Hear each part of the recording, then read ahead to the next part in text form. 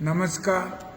बार्शी तालुक्यातील अतिवृष्टीमुळे बाधित झालेल्या सर्व शेतकरी शेतमजूर बंधू भगिनींना माझी नम्रतेची विनंती आणि आवाहन आहे की त्यांनी या नैसर्गिक संकटाच्या काळात आपलं मनोधैर्य खचू न देता वेगळा कुठला तरी वेडावाकडा विचार करून आत्महत्येसारखा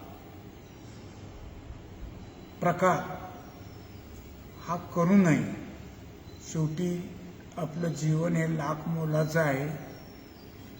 सर्व तालुक्यात शासनाच्या आदेशाप्रमाणे पंचनामे, नुकसानीचे पंचनामे, कुणाचं घर पडलं असेल तर त्याचे पंचनामे हे तलाठी, कृषी सहाय्यक आणि ग्रामसेवक यांच्या माध्यमातून चालू आहेत.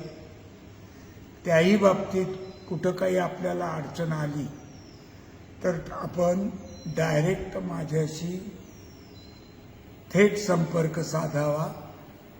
माझा नंबर त्यासाठी मी सगळ्यांसाठी जाहीर करत आहे.